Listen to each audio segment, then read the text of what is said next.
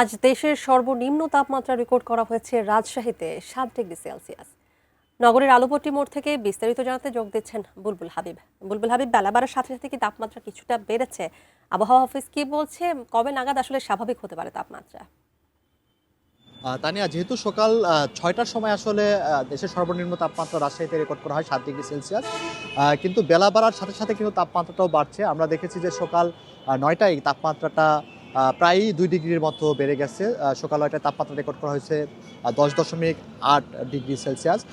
যেহেতু এখন ১১টা পার হচ্ছে, কিছুটা সূর্যের মুখও কিন্তু আসলে দেখা যাচ্ছে, অর্থাৎ কুয়াশা কেটে গেছে। সকালের দিকে যে পরিমাণ কুয়াশা ছিল, কুয়াশার ঘনত্ব ছিল, সেটা কিন্তু কমছে এবং রাস্তাঘাটে মানুষজনের চলাচলও কিন্তু কিছুটা বেড়েছে। অর্থাৎ শীতের তীব্রতা সকালের দিকে যে পরিমাণে ছিল সেটা কিন্তু কমতে শুরু করেছে।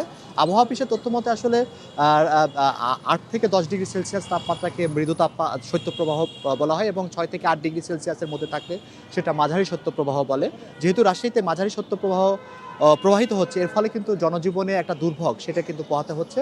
আমরা সকালের দিকে দেখেছি যে রাস্তাঘাটে মানুষের উপস্থিতি খুবই কম ছিল।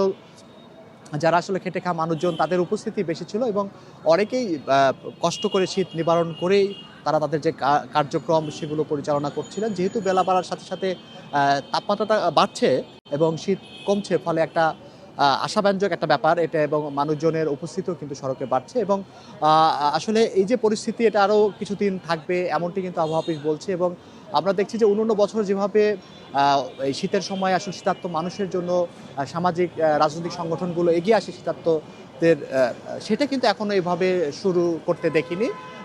তো যেহেতু মাঝারি শৈত্যপ্রবাহ প্রবাহিত হচ্ছে, আরও কয়েকদিন এটা থাকবে এরকমটি আবহাওয়া অফিস জানিয়েছে। তো এই ছিল এখান থেকে।